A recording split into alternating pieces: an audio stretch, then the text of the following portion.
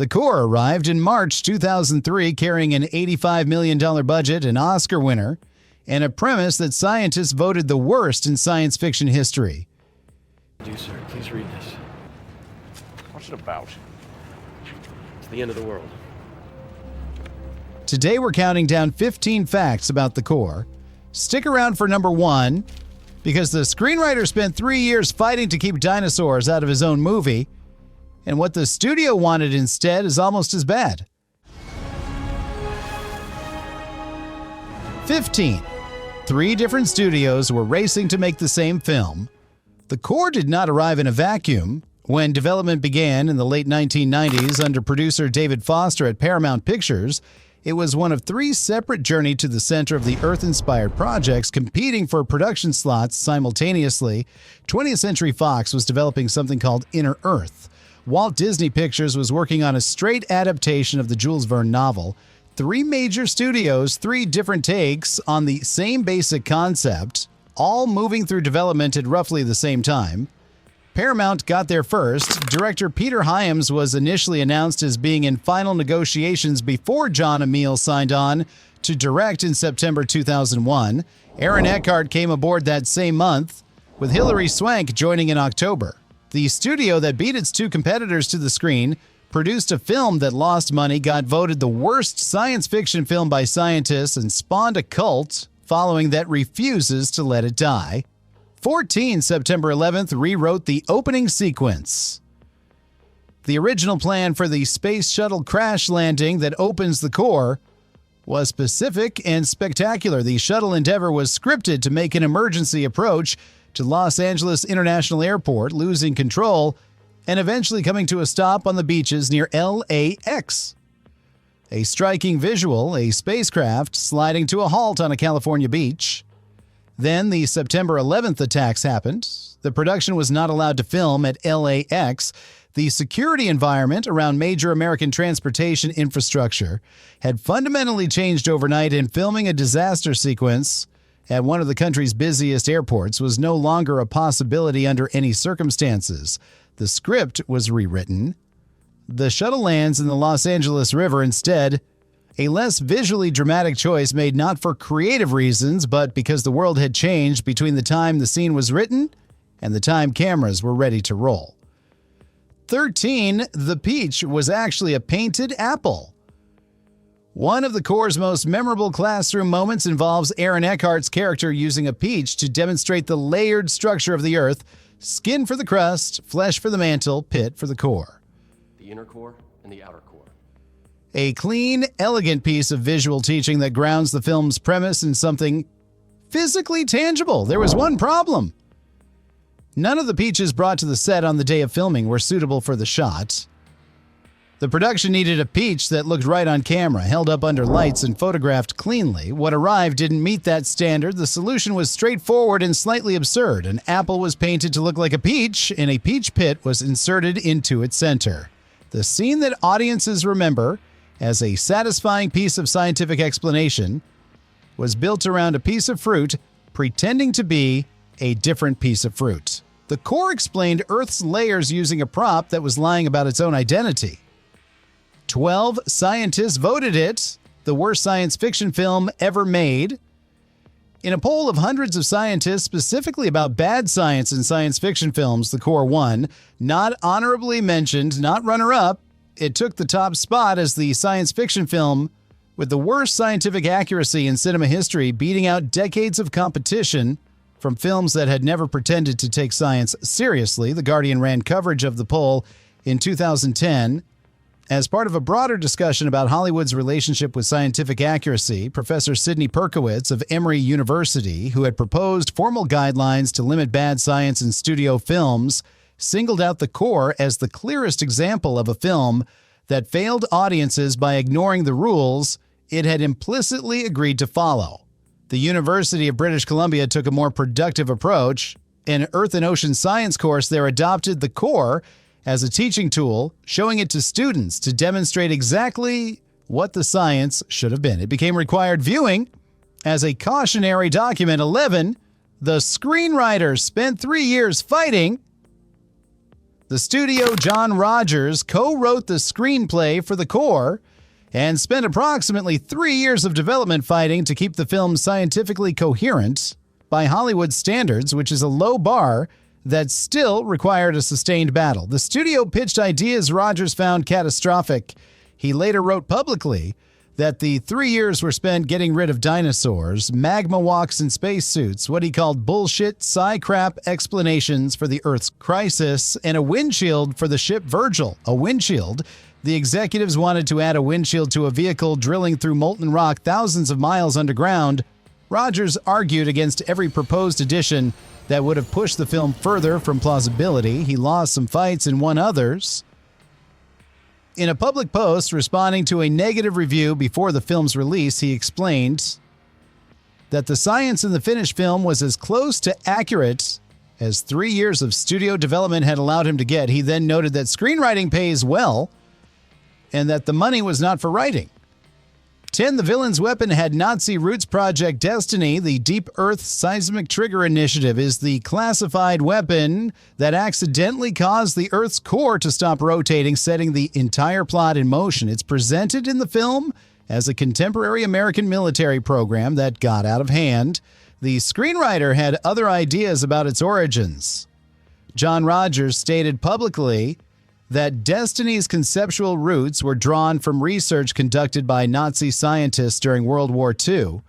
The idea of weaponizing seismic energy through the Earth itself was not invented whole cloth, but traced back to real wartime research programs that explored using the planet as a delivery mechanism for destruction. The finished film doesn't explore that history in any depth. The Nazi connection was background material that informed the weapon's design logic without making it to the screen. Stanley Tucci's Zimski takes responsibility for the modern version, but the idea behind it was considerably older and considerably darker than anything the film bothered to explain. 9. The Colosseum was a 40-foot model.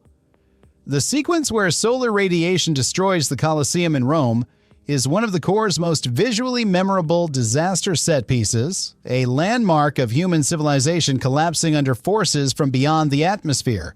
It was achieved using a 40-foot scale model built specifically for the sequence. In 2003, CGI was available and in wide use across big-budget productions, but physical models still offered a tactile believability that early digital destruction struggled to match.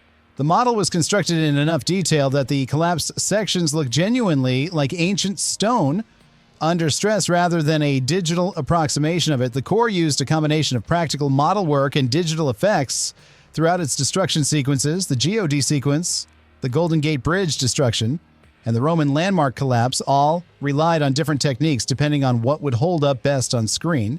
The Colosseum fell to a scale replica. History rarely gets that kind of stand-in. 8. The USS Abraham Lincoln provided real naval supports. While the Core is set primarily underground and in orbit, it required a genuine U.S. Navy asset for its surface sequences. The production secured full cooperation from the Department of Defense and used the USS Abraham Lincoln, the nuclear-powered aircraft carrier designated CVN-72, for its out-to-sea scenes.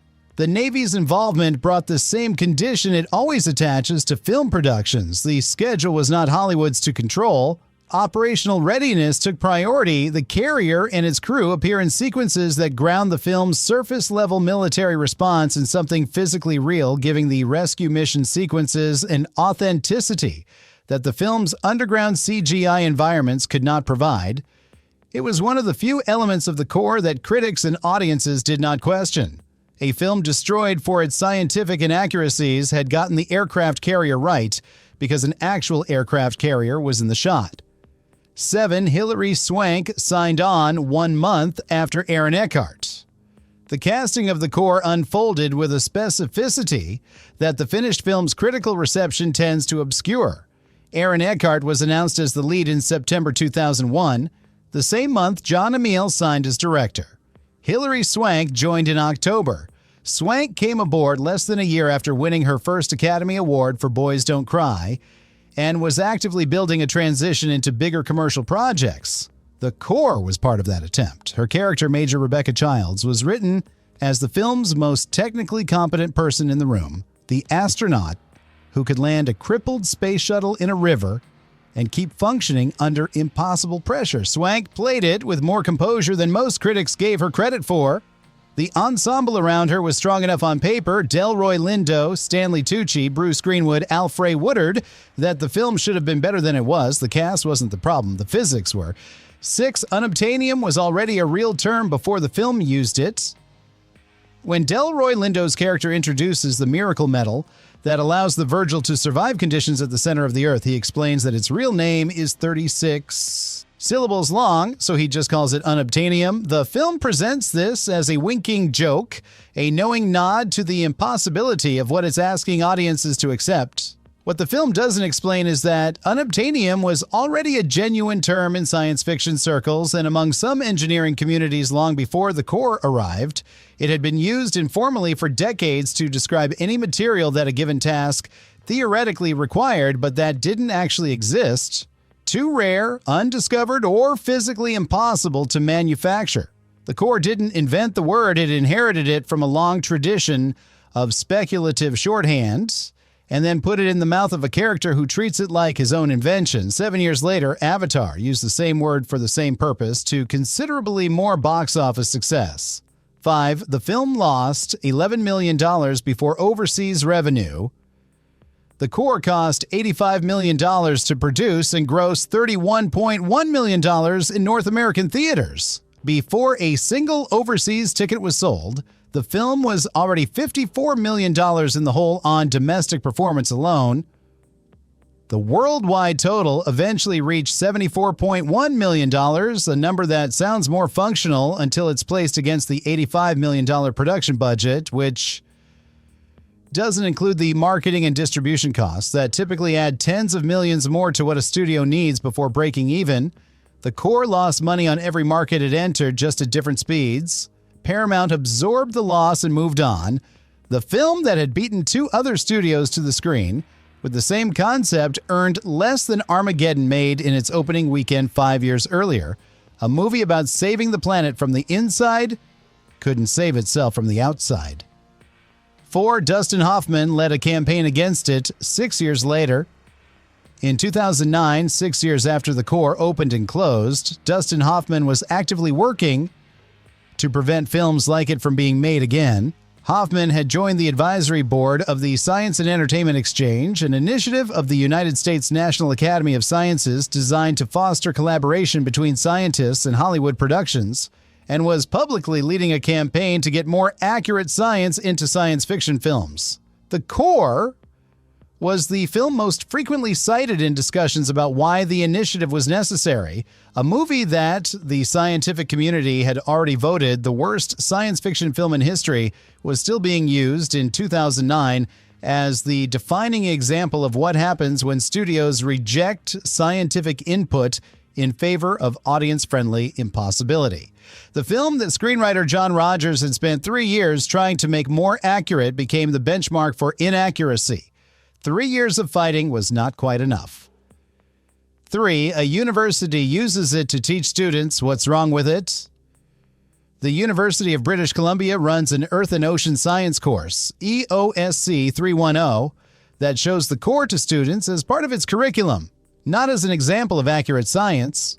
As a teaching document about inaccurate science, the course uses the film to walk students through what the Earth's interior actually looks like, how magnetic fields actually function, and what the consequences of the film's specific scientific errors would be if they were treated as real. Students analyze the film scene by scene against established geological and geophysical knowledge. The irony the university's own records note is that at least one of UBC's professors was consulted during filming done in Vancouver. A scientist from the institution that now teaches the film's failures helped make the film. The professor's input did not prevent the film from becoming a classroom cautionary tale about the distance between Hollywood and reality. 2. The screenwriter publicly destroyed a critic.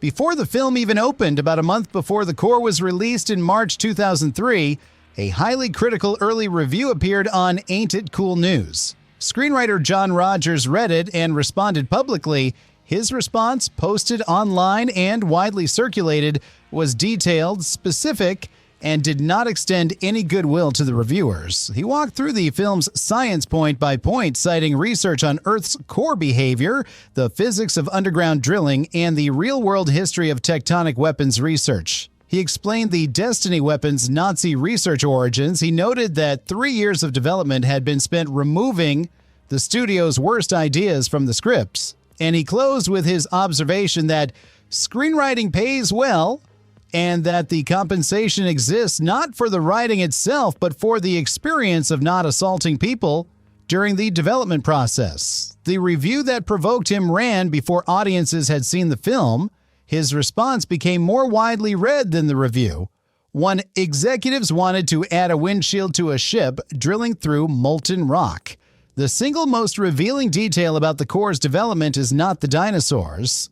Though the studio genuinely pitched dinosaurs, it is the windshield at some point during the 3 years of development that screenwriter John Rogers spent fighting to keep the film scientifically coherent by any reasonable standard. A studio executive suggested adding a windshield to the Virgil, the vessel designed to drill through thousands of miles of solid rock, mantle, and molten outer core at temperatures that no material known to science could survive.